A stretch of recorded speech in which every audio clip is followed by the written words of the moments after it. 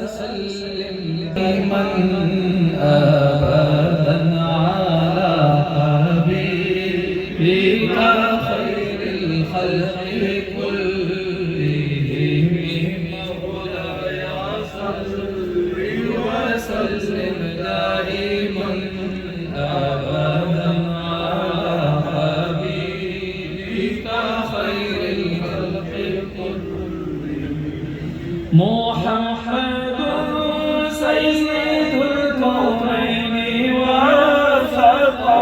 والثقلين محمد سيد الكونين والثقلين والفريقين من عرب ومن عجب مولاي صل وسلم دائما أبدا على حبيبك خير الخلق كلهم نبينا الأمير النهي فلا أحد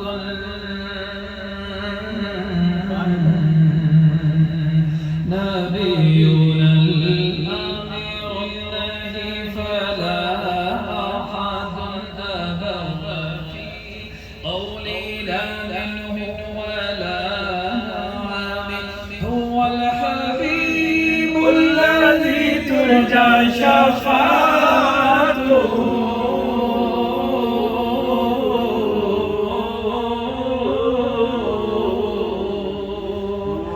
هو الحبيب الذي ترجى شفاعته لكل هول من الأهوال مقتحم مولاي صل وسلم دائما أبدا على حبيبك خير الخلق كلهم نہ کوئی آپ جیسا تھا نہ کوئی آپ جیسا ہے کوئی یوسف سے پوچھے مصطفیٰ کا حسن کیسا ہے کوئی یوسف سے پوچھے مصطفیٰ کا حسن کیسا ہے زمین و آسمان میں کوئی بھی مثال نہ ملی مولاي صل وسلم دائما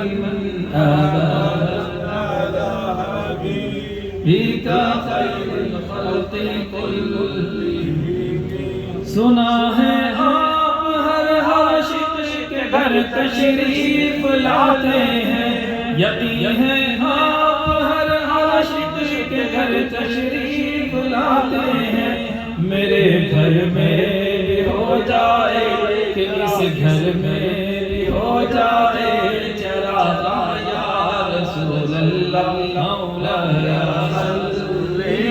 صل وسلم دائما أبدا على حبيبك خير الخلق كلهم بارگاہ رسالت سے بارگاہ ولایت بارگاہ نجف میں حاضری شاعر یوں دیتا ہے کہ نبی کی معرفت بے شک در حیدر سے ملتی ہے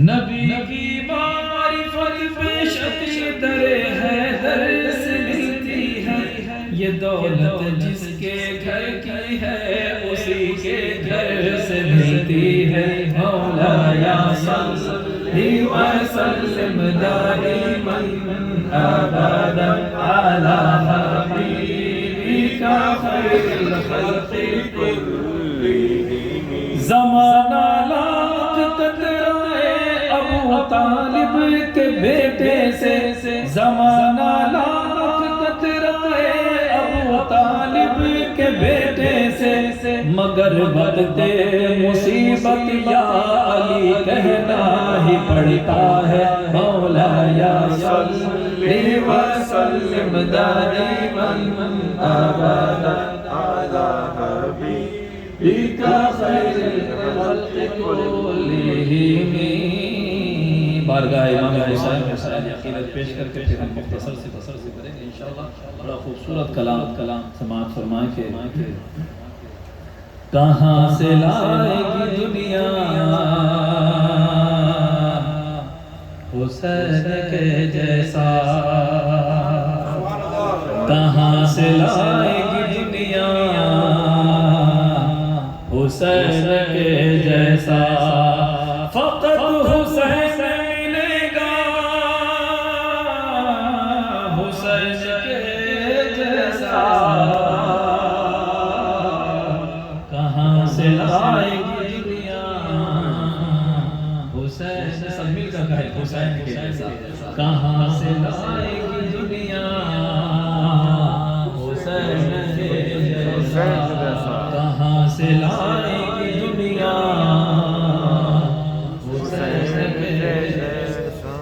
عبادتوں کا تو جاری ہے سلسلہ تک، نماز کو نمازی نہیں ملا اب تک، کرے جو خاک میں سجدہ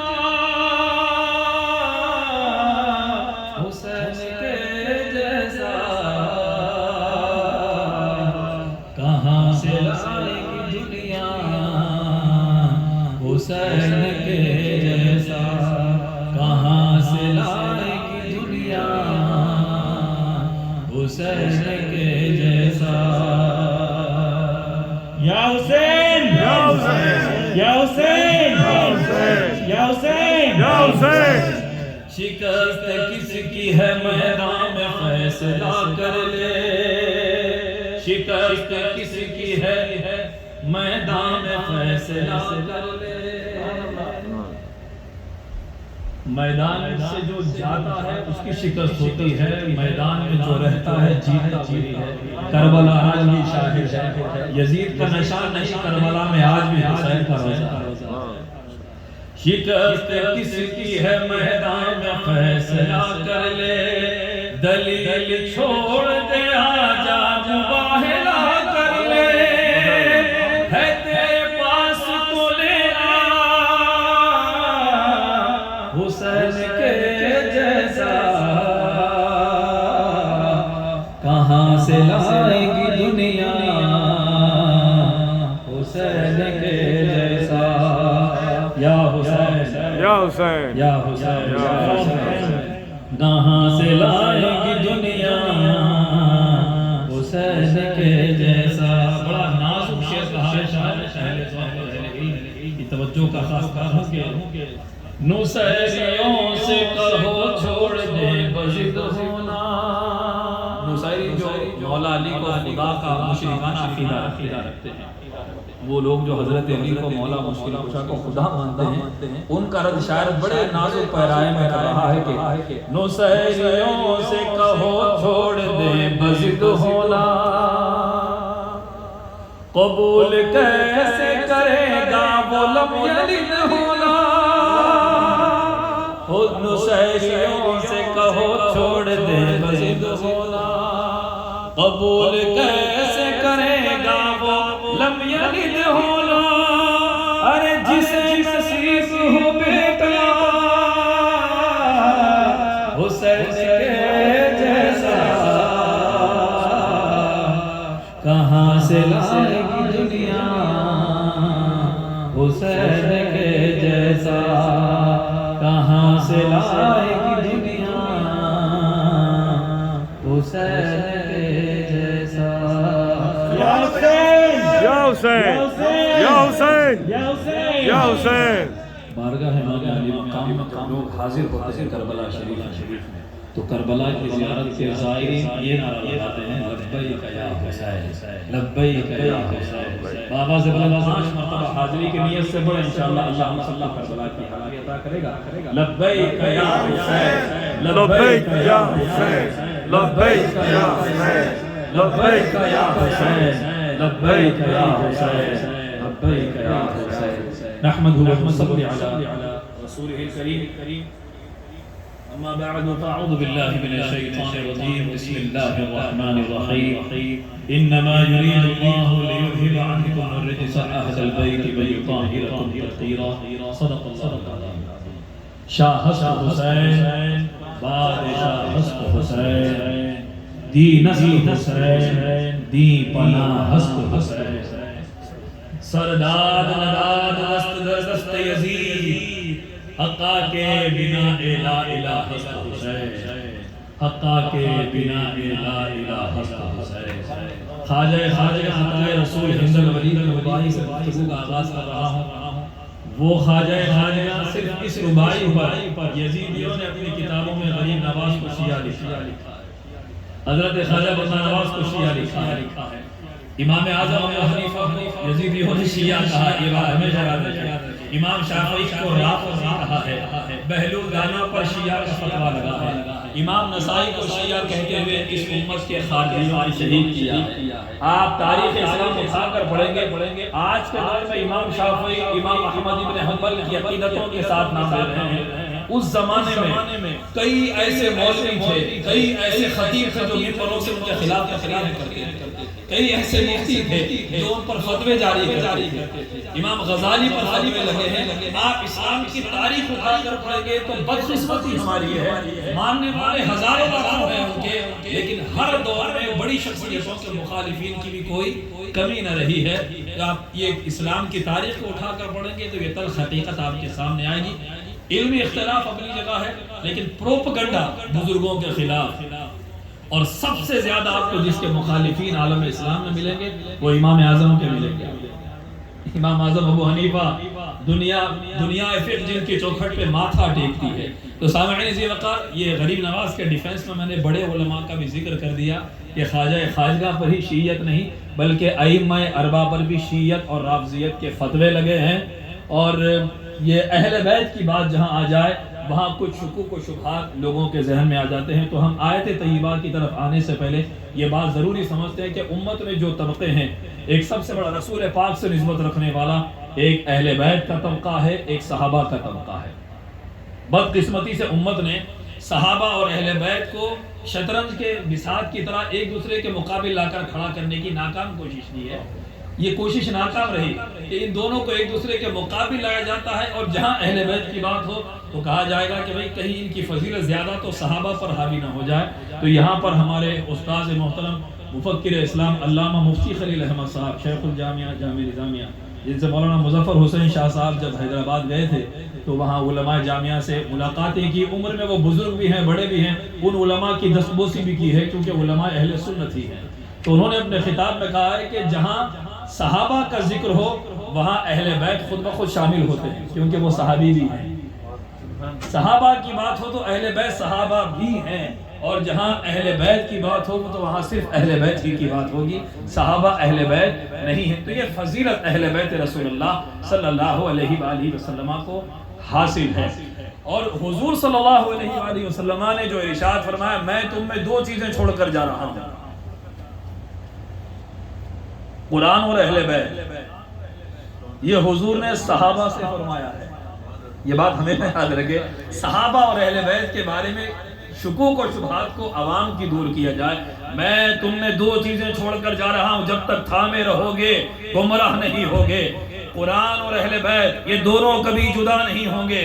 قرآن اہل بیت کے ساتھ ہوگا, اہل بیت قرآن کے ساتھ ہوگے, یہاں تک کہ یہ دونوں حوض کوثر پر اکٹھے میرے پاس آئیں گے. قرآن ان کے کردار سے چھلکے گا, قرآن ان کے چہروں پر نظر آئے گا. سامعین ذی وقار, قرآن تھیوری ہے, اہل بیت پریکٹیکل ہے, اور ہدایت کی ضمانت بنا کر نبی نے ان کو امت کے درمیان چھوڑا ہے, صحابہ کے درمیان چھوڑا ہے. یہی وجہ رہی صحابہ کرام نے ہمیشہ عقیدتوں, محبتوں, تعظیم اور ادب کے پھول ان کی بارگاہوں میں نچھاور کیے ہیں. آؤ میں آپ کو بتاؤں صحابہ کو اہل بیت سے کس قدر محبت تھی. جب بات صحابہ کی آئے, ان کو ہادی, ان کو رہبر, ان کو رہنما بنانے کی, تو آپ کو وہ حدیث سامنے نظر آتی ہے, اصحابی کالنجوم بِأَيِّهِمْ اقْتَدَيْتُمْ اِهْتَدَيْتُمْ. میرے صحابہ ستاروں کے مانند ہے, ان میں سے تم کس کی بھی پیروی کرو گے تم ہدایت پا جاؤ گے. یہ فرمان کس کے لیے ہے؟ ہمارے لیے ہے. یہ بات ہمارے لیے بعد والوں کے لیے کہی گئی، آئیڈیل بنانا ہو نبی کی اتباع میں، نبی کی پیروی میں، جان نثاری میں، کسی بھی صحابی کی زندگی لے لو، کسی بھی صحابی کا اسوہ اور طریقہ لے لو، اے میرے صحابہ کے بعد آنے والوں، اب صحابہ سے تو یہ خطاب نہیں تم میرے صحابہ کی اقتداء کرو، بات سمجھ آ رہی ہے؟ صحابہ سے تو نہیں کہا جا رہا ہے کہ تم صحابہ کی اقتداء کرو، کیونکہ وہ خود صحابہ ہیں، تو یہ کلام بعد والوں کے لیے مانا جائے گا کہ اے بعد میں آنے والوں، میرے صحابوں میں سے تم کسی کی بھی اقتداء کر لو۔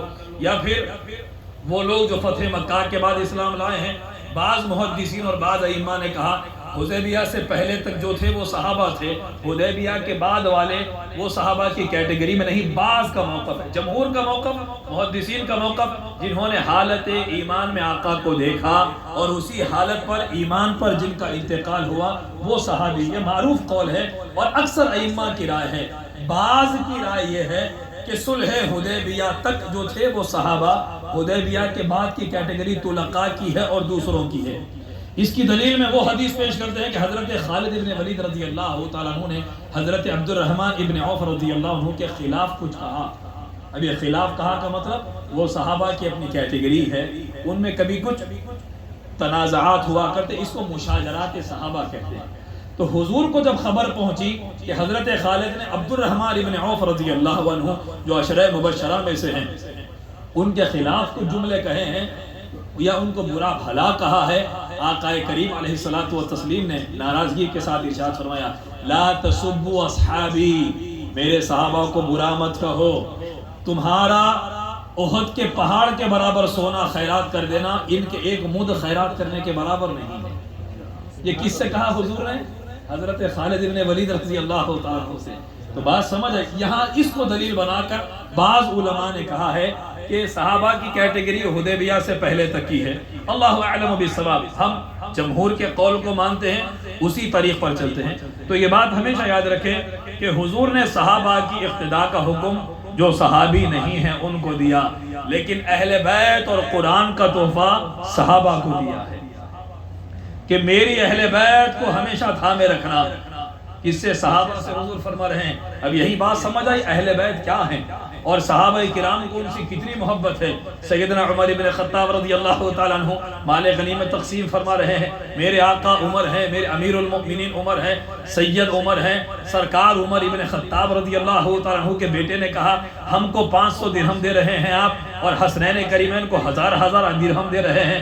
سیدنا عمر نے کیا خوب فرمایا، ارشاد ہوتا ہے تمہیں 1000 درہم چاہیے تو جاؤ ان کے بابا جیسا بابا لاؤ، ان کی ماں جیسی ماں لاؤ، ان کے نانا جیسا نانا لاؤ، ان کی نانی جیسی نانی لے کر آؤ، ان کے ماموں جیسا ماموں لے کر آؤ۔ ارے سنو، ان کے ماموں طیب و طاہر عبداللہ ابراہیم ہیں، ان کے نانا رسول اللہ ہیں، نانی خدیجہ ہیں، ماں فاطمہ ہیں، بابا علی ہے۔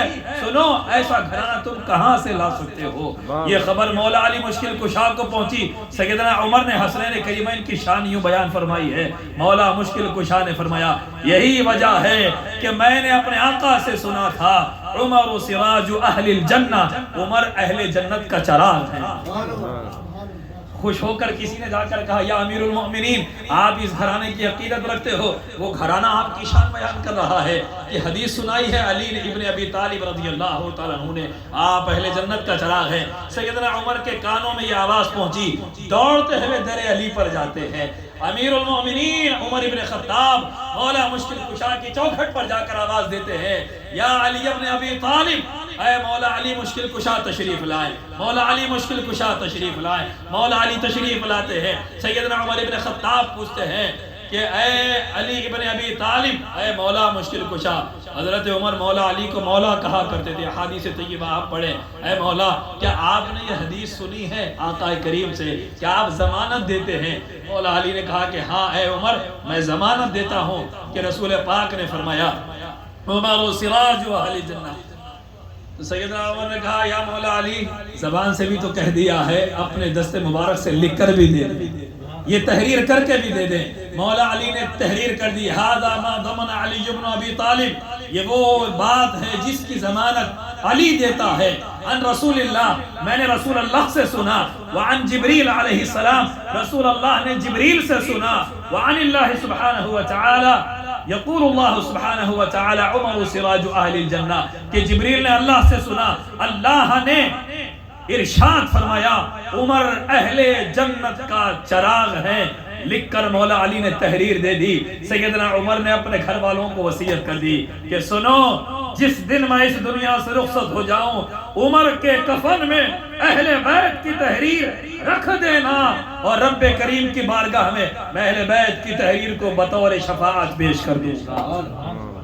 کون عمر جس کے راستے سے شیطان ہٹ جاتا ہے، کون عمر جس کے بارے میں بے پناہ فضائل آئے ہیں، جسے دعا مانگ کر نبی نے اسلام کے دامن میں لایا، اس عمر کی عقیدتوں کا یہ حال ہے۔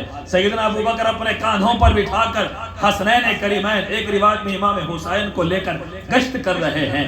لوگوں نے پوچھا ابو بکر کیا کر رہے ہو، آپ کا دور خلافت ہے، آپ یہ کیا کر رہے ہیں؟ سیدنا ابو بکر نے فرمایا میں نے اپنے آقا کو انہیں اسی طرح بٹھائے گشت کرتے دیکھا، اور میں نے پوچھا، میں نے کہا اے حسین مبارک ہو، نعم المرکب نعم المرکب، کیا سواری پائی ہے، کیا سواری پائی ہے، ارے یہ براق کا سوار ہے، جب یہ سوار ہوتا ہے ملائے اعلیٰ کی مخلوق اس کی زیارت کے لیے کھڑے ہو جاتی ہے، ان کے کاندھوں پر تم سوار ہو شہزادو، نعم المرکب، کیا سواری ہے، زبان رسالت سے جملے ادا ہوتے ہیں، ونعم الراکب، اے ابو بکر سواری کو تو دیکھ رہے ہو، سوار کو بھی دیکھو کتنی شان والا ہے، سوار بھی بڑی شان والا ہے، سوار بھی بڑی شان والا ہے۔ سامعین عزیز وقار، ایک قوم وہ ہے جو اہل بیت کی شان یوں بیان کرتی ہے کہ نبی کی شان اہل بیت سے ہے، ہم ان کا رد کرتے ہیں، ہم یہ کہتے ہیں اہل بیت کی شان نبی کی نسبت سے ہے، علی کی شان نبی کی نسبت سے ہے، حسنین کریمین کی شان نبی سے ہے، ہم ان کا رد کرتے ہیں۔ لیکن اہل سنت اعتدال کی راہ ہے، خوارج ہیں جو یہی رک جاتے ہیں، یہ جو ہیں صرف ان سے ہے، مگر اہل سنت والجماعت دونوں پہلوؤں کو پیش کرتے ہیں کہ سنو ان کا جو کچھ امتیاز ہے وہ نبی سے ہے، مگر وہ حدیث بھی سنو، حسین منی وانا من الحسین، حسین مجھ سے ہے میں بھی حسین سے ہوں، حسین مجھ سے ہے میں حسین سے ہوں۔ سامعین عزیز وقار، شاعر کہتا ہے حسین منی پہ مت رک من الحسین بھی پڑھ، حسین منی پہ مت رک من الحسین بھی پڑھ، رسول اپنے ہی کل کو حسین کہتے ہیں، رسول اپنے ہی کل کو حسین کہتے ہیں۔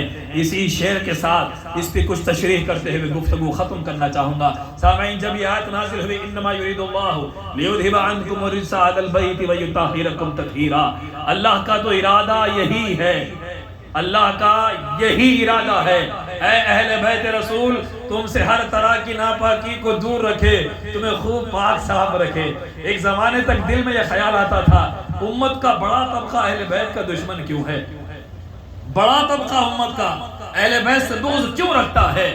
اگر کوئی کہے کہ نہیں رکھتا ہے تو کربلا کا خون شاہد ہے، نبی کے 50 سال کے بعد نبی کی اولاد کو بھوکا پیاسا شہید کر دیا گیا، کروڑوں کی تعداد میں امت ہے، لیکن نبی کی اولاد کی حمایت اور ان کی نصرت کے لیے کوئی آنے کو تیار نہیں ہے، جو جانثار جہاں ہے وہاں شہید ہو گئے۔ سامعین عزیز وقار، ایک زمانے تک دل میں یہ خیال گزرتا رہا کہ 1400 برس میں اہل بیت کے دشمنوں کی تعداد کثیر کیوں ہے؟ جواب اسی آیت سے ملتا ہے کہ اے کشم میں رہنے والے، کیا تو نے رب کا کلام نہیں سنا ہے؟ اللہ کا ہی یہ ارادہ ہے کہ ناپاکی کو ان سے دور رکھے۔ اب جن کے دل پاکیزہ ہوں گے، جن کا باطن منور ہوگا، رب کریم اسی دل میں حسین کی محبت کو جاگزی کرے گا۔ یہ حسین کی محبت گندی زمین پر اس کے پھول نہیں اگا کرتے، یہ چمن پاکیزہ زمین تلاش کرتا ہے، جن کے دلوں کو رب کریم تطہیر کے قابل جانتا ہے، دیکھتا ہے، وہاں پر اہل بیت کی محبت کے چمن کے پھول اگا دیے جاتے ہیں۔ اللہ کا ارادہ یہی ہے کہ تم سے ہر طرح کی ناپاکی کو دور رکھے، تمہیں خوب پاک اور صاف رکھے۔ یہ آیت جب نازل ہوئی اس میں امہات المؤمنین بھی شامل ہیں، اہل بیت میں آپ یاد رکھیں نبی کے اور رشتہ دار بھی شامل ہیں، لیکن جب یہ آیت نازل ہوئی نبی نے پنجتن کو اپنی چادر میں لے کر اس آیت کی عملی تفسیر فرما دی اور فرمایا اللہم ہؤلاء اہلی، اے اللہ یہ میری اہل بیت ہیں، ان سے ہر طرح کی ناپاکی کو دور فرما دے۔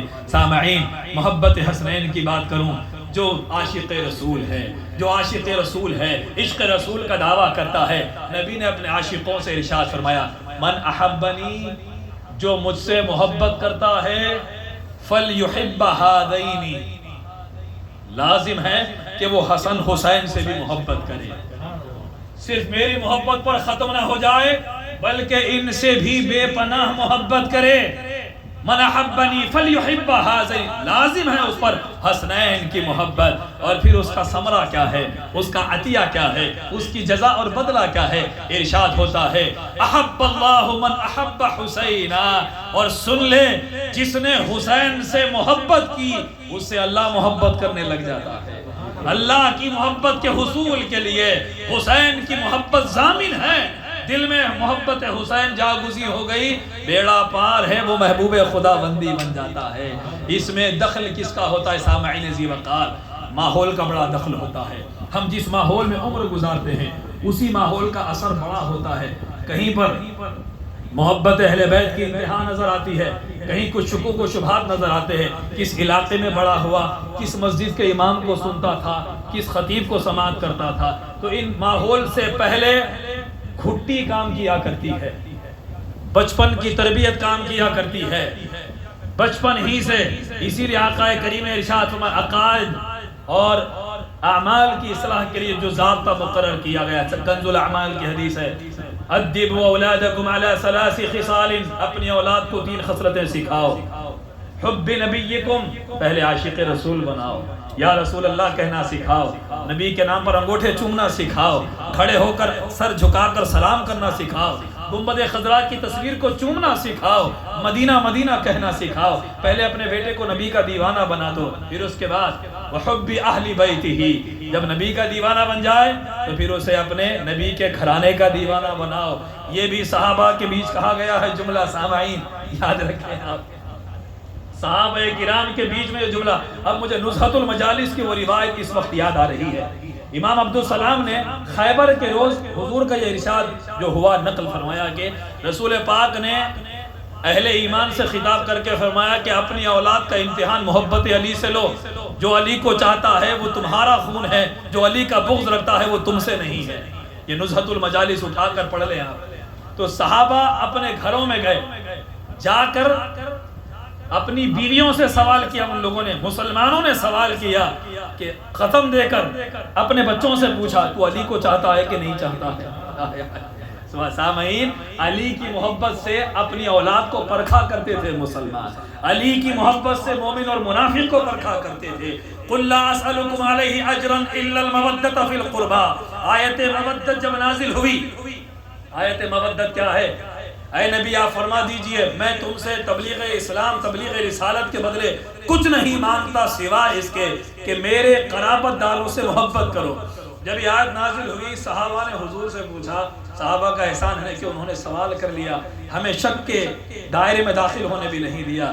من قرابتک ہؤلاء الذین وجبت علینا مودتہم، آقا نام بھی بتا دیں کہ کن کی محبت ہم پر لازم ہو رہی ہے، ہائے ہائے یہ کن کی محبت ہم پہ لازم کی جا رہی ہے؟ آقا نے فرمایا علی، آئے اے میرے صحابہ علی کی محبت تم پہ لازم ہے، وفاطمہ وبناہما، اور فاطمہ کی محبت تم پہ لازم ہے، حسن اور حسین کی محبت تم پہ لازم ہے۔ صحابہ سے خطاب ہو رہا ہے، قرآن کی آیتیں صحابہ کے دور میں آئی ہیں، تو صحابہ سے لے کر قیامت تک ہر مومن کے ساتھ اہل بیت کا رشتہ یہ ہے کہ ان کی محبت لازم ہے، واجب ہے، اور بروز قیامت ہر امتی سے سوال ہوگا۔ یہ محبت اہل بیت صرف سال میں ایک بار اقرار کرنے کی چیز نہیں ہے۔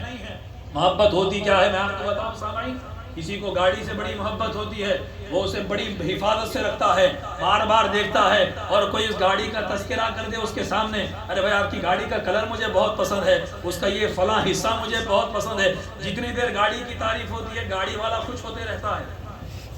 بات سمجھ آ رہی ہے آپ کو؟ ایک مثال دے کر بات کہہ رہا ہوں۔ کسی کو اپنی اولاد سے بڑی محبت ہے، اگر میں کہوں کہ سبیل اللہ نے جو نعت پڑھی ہے بہت اچھا پڑھا ہے اس بچے نے، کیا اشعار تھے اس کے، اس کا لہجہ، اس کا کانفیڈنس مجھے بڑا پسند ہے، میں جب یہ تذکرہ کروں گا تو سلیمان بھائی کو بڑی محبت آئے گی، بہت خوشی ہوگی۔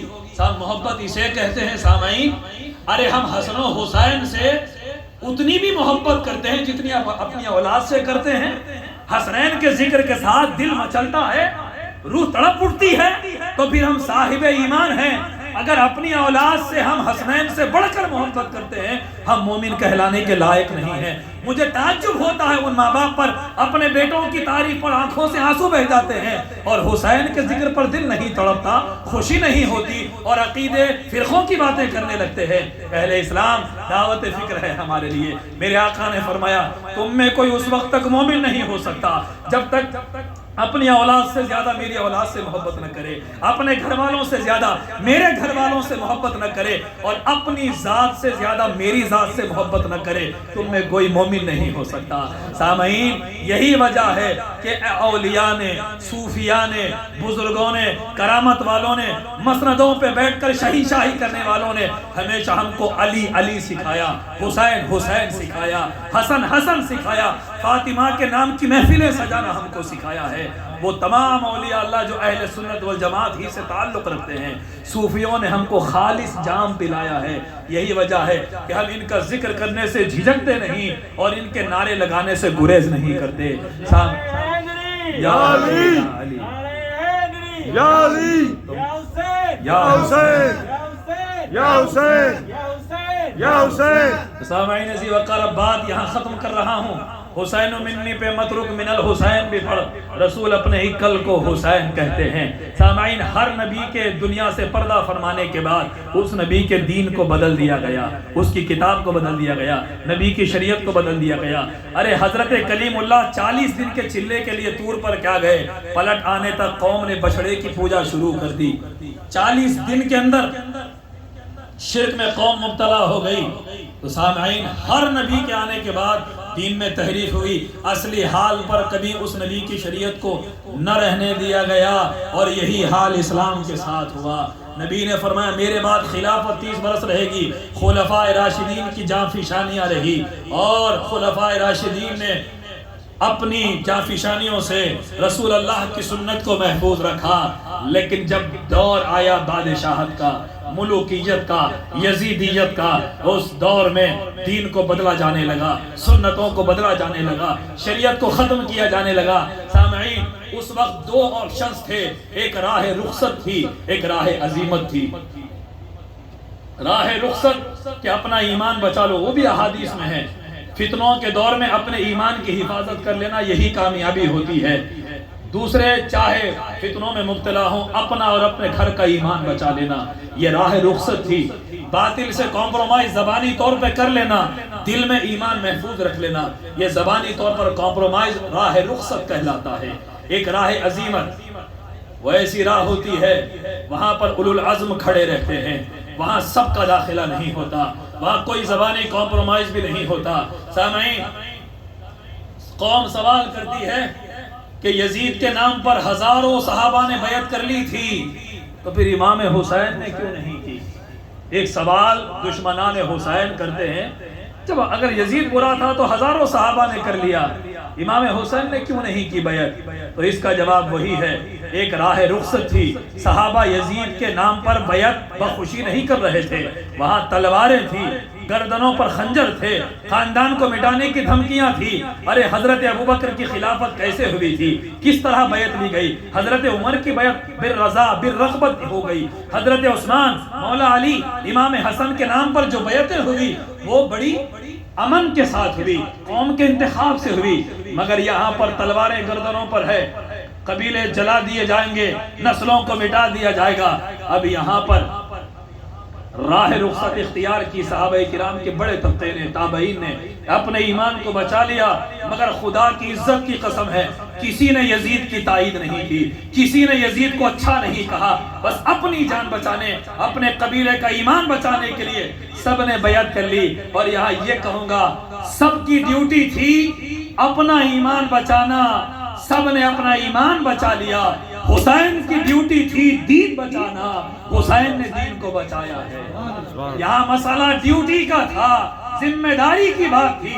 نبی کے بعد خلفاء راشدین تھے, آخری خلیفہ امام حسن مجتبی رہے. اب امام حسن مجتبی کے بعد روح زمین پر نبی کا ایک ہی وارث تھا, ایک ہی پوچھنے والا تھا, جو ایگریمنٹ امام حسن نے کیا تھا، اس ایگریمنٹ میں یہی تھا کہ اب خلافت بیٹے کو نہیں دی جائے گی، امت کے حوالے کی جائے گی۔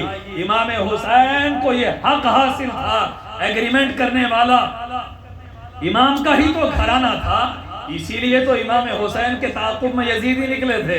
امام نے کہا مجھے کہیں جانے دو، میں کہیں بیابانوں میں چلا جاؤں گا، میں اللہ کی عبادت میں مکے میں جاؤں گا، یا پھر مجھے کہیں اور جانے دو، میرا راستہ نہ روکو، میں تخت کے لیے نہیں آیا، میں جنگ کرنے کے لیے نہیں آیا، مجھے قوم نے دعوت دی، میں امن کے ساتھ دین کے تحفظ کے لیے آیا، اگر تم لوگ مجھ سے بیزار ہو مجھے کہیں اور چلے جانے دو۔ ان کا مطالبہ تھا، وہ تڑپ رہے تھے کسی طرح حسین یزید کے نام پر بیعت کر لیں۔ حسین کی مہر جب یزید کی خلافت پر لگ جائے گی تو یزید کو خلیفہ راشد کہا جائے گا، یزید بھی خلیفہ راشد کہلایا جائے گا، یزید کا ہر آرڈر دین بن جائے گا، یزید کا ہر آرڈر شریعت بن جائے گی۔ لیکن امام عالی مقام نے فرمایا لا یبایع مثلی مثلہ، ارے میرے جیسا اس کے جیسے کی بیعت کبھی نہیں کر سکتا۔ پانی بند ہو گیا، بچوں کو شہید کیا جانے کا حکم دیا گیا۔ یہ بھی یاد رکھیں یہ کوئی جذباتی فیصلہ نہ تھا، حسینیوں یہ بس چند لمحوں میں جھگڑا ہوا اور اچانک حادثہ ہو گیا، ایسا بالکل نہیں تھا۔ میرے امام نے کئی دن تک مہلت دی یزیدیوں کو، بار بار خطاب کیا، بار بار نصیحت کی، ان کو آخرت یاد دلا امام عالی مقام نے۔ پھر ظالموں نے پانی بند کیا، 3 دن کی پیاس رہی، اب ہر طرح سے آزمایا جا رہا ہے۔ سامعین اور بھی شہادتیں ہیں، بڑے بڑے صحابہ شہید ہوئے، لیکن کسی اور کی شہادت کا اتنا تذکرہ اور ان شہادتوں کو شہادت عظمیٰ نہیں کہا گیا۔ یہ شہادت شہادت عظمیٰ ہے۔ وہ کس طرح سے؟ آزمائش کے جتنے دور ہیں، آزمائش کے جتنے زاویے ہیں، اللہ نے قرآن میں فرمایا وَلَنَبْلُوَنَّكُمْ بِشَيْءٍ مِّنَ الْخَوْفِ وَالْجُوعِ وَنَقْصٍ مِّنَ الْأَمْوَالِ وَالْأَنفُسِ وَالثَّمَرَاتِ، ہم تمہیں آزمائیں گے خوف کے ذریعے، بھوک کے ذریعے، مال کے نقصان کے ذریعے، جانوں کے ذریعے، والثمرات، پھلوں کے ذریعے۔ آپ کا ثمر کیا ہے؟ آپ کی اولاد آپ کا پھل ہوتا ہے، آپ کی زندگی بھر کی محنت کی کمائی آپ کی اولاد ہوتی ہے۔ تو یہ ساری آزمائشیں آپ کو جس شہادت میں نظر آتی ہے وہ ایک شہادت حسینی ہے۔ دوسری شہادتوں میں اولاد کی شہادت نہیں ہے، کہیں بھوک اور پیاس نہیں ہے، کہیں پر نقص اموال نہیں ہے۔ تو سامعین امام حسین کی شہادت شہادت عظمیٰ ہے، اور یہی شہادت مصطفیٰ ہے۔ یہاں کار نبوت کا انجام دہی تھی۔ امام حسین کی ایک شہادت نے قیامت تک کے لیے دین محمدی کو محفوظ کر دیا، ورنہ اسلام کا وہی حال ہوتا جو پہلے دین کا ہوا تھا، پہلی شریعتوں کا ہوا تھا، پہلے نبیوں کی تعلیمات کا ہوا تھا۔ یہی وجہ رہی کہ امام نے اپنے کنبے کو لٹا کر دین کو کربلا میں محفوظ فرما دیا۔ اسی لیے خواجہ خواجگاہ نے فرمایا دینست حسین، دین حسین ہے۔ ارے حسین نے خود کو دین پر ایسے فنا کیا کہ اب حسین ہی دین کی پہچان بن گئے ہیں۔ سبحان اللہ۔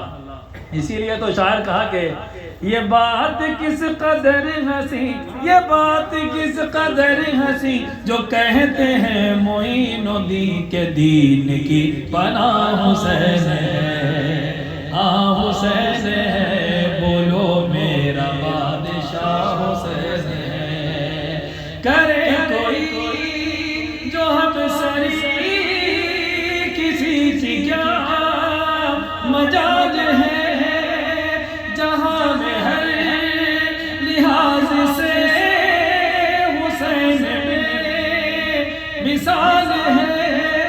یہ ہو چکا ہے فیصلہ، نہ کوئی دوسرا حسن، نہ کوئی دوسرا حسین ہے، ہاں حسین ہے، بولو میرا بادشاہ حسین۔ کرو کہ گرد خالقت غم حسین کی یہاں، وہ حشر ہوگا حشر کے الحفیظ الامان۔ بھائی شہادت ہو کر 1400 برس ہونے آئے ہیں، ابھی بھی آنسو کیوں بہائے جا رہے ہیں؟ کیوں ابھی تک غم منایا جا رہا ہے؟ تو شہادت حسینی یہ وہ منفرد شہادت ہے کہ ہر شہید کی شہادت کے بعد آنسو بہتے ہیں، حسین کی شہادت کے 50 برس پہلے سے آنسو بہتے ہیں، اور غم حسین میں رونا ان کے نانا جان کی سنت ہے، مولا مشکل کشا کی سنت ہے، سیدہ فاطمہ کی سنت ہے، امہات المؤمنین کی سنت ہے۔ خلیق اس واقعے کے قبل روتے تھے رسول اللہ، انہی کی پیروی میں ہم بھی اب آنسو بہاتے ہیں۔ کرو گے گر مخالفت غم حسین کی یہاں، وہ حشر ہوگا حشر میں کہ الحفیظ الامان، جہاں بھی چھپنے جاؤ گے، جہاں بھی چھپنے جاؤ گے، کہیں بھی چھپ نہ پاؤ گے کہ ہر جگہ میرا حسین ہے، ہاں حسین ہے، بولو میرا بادشاہ حسین ہے۔ خادم نے اپنے بھی کلام میں حسین و منی والی حدیث کے فلسفے کو یوں پیش کرنے کی کوشش کی ہے کہ صراط مستقیم کی وہ آبرو ہے زین ہے، حسین و منی پڑھ کے آگے بڑھ من الحسین ہے، صراط مستقیم کی وہ آبرو ہے زین ہے، حسین و منی پڑھ کے آگے بڑھ من الحسین ہے، عجیب امتیاز سے چلا ہے جو حجاز سے، وجود مصطفیٰ حسین ہے، وجود مصطفیٰ حسین ہے، حسین منی حسین مجھ سے ہے، حسین میرا نواسا ہے اس لیے حسین مجھ سے ہے، حسین کی رگوں میں میرا خون ہے اس لیے حسین مجھ سے ہے، حسین میرا امتی ہے اس لیے حسین مجھ سے ہے، حسین کی شان مجھ سے ہے، حسین کی فضیلتیں مجھ سے ہے، میں حسین سے ہوں یعنی میرا دین حسین سے ہے، میری شریعت کی حفاظت حسین کرے گا، میرے دین کی حفاظت حسین کرے گا، میری سنت کی میرے طریقے کی حفاظت حسین کرے گا۔ اس وقت نہ حسین کی حفاظت کے لیے میرے جانثار کوئی وہاں کھڑے ہوں گے۔ سامعین، بدر میں نبی کھڑے ہیں، 313 ساتھ میں کھڑے ہیں، احد میں نبی ہیں، 1000 آقا کے ساتھ ہیں، ہر میدان میں ابو بکر رضی اللہ عنہ جہاں کھڑے ہیں مانعین زکوٰۃ کے خلاف، وہاں پر بے شمار کھڑے ہیں، مولا مرتضیٰ مشکل کشا خارجیوں کے خلاف لڑ رہے ہیں، ہزاروں علی کے ساتھ کھڑے ہیں۔ کربلا میں حسین تنہا ہے، ہر معرکہ جانثاروں کے ساتھ ہوا، مگر حسین نے جو کارنامہ انجام دیا 72 کے ساتھ وہ کسی نے نہ دیا، سب کی ڈیوٹی تنہا حسین نے کی۔ کربلا میں حسین کے وجود کو دیکھو کہ ایک جہت سے حسین رسول اللہ کا آئینہ نظر آئیں گے، حسین میں ابو بکر، عمر، عثمان، علی، ابو ذر، طلحہ، بلال، عمار، صہیب، مصعب بن عمیر، سب کی جانثاری تنہا کربلا میں کھڑے ایک حسین کے اندر نظر آئے گی۔ وہاں سب ایک ساتھ کھڑے تھے، کربلا میں نبی اور سارے صحابہ ایک ذات میں دیکھ رہے ہو، وہ تنہا حسین ہے، اسی لیے کہا گیا دین حسین ہے، دین است حسین، دین پناہ ہست حسین۔ اللہ پاک ہمیں اس دین کی پیروی عطا کرے جس دین کی حفاظت امام حسین نے کی ہے۔ مولا ہم زبان سے حسینی اور عمل سے یزیدی نہ رہیں میرے مولا، ہم صرف زبان سے کلمہ پڑھ کر عمل سے یزید کا راستہ اختیار کرنے والے نہ بن جائیں، ہم کو حسینی بنا دے میرے مولا، حسینی راہ پر چلا، حسینی راہ پر موت دے، ہم کو بزدلوں کی موت نہیں مولا، ہم کو حسینیوں کی موت نصیب فرما، حسینیوں کی زندگی نصیب فرما۔ لی خمسۃ نطفی بہا حر الوباء الحاطمہ، المصطفیٰ والمرتضیٰ وابناہما والفاطمہ، وآخر دعوانا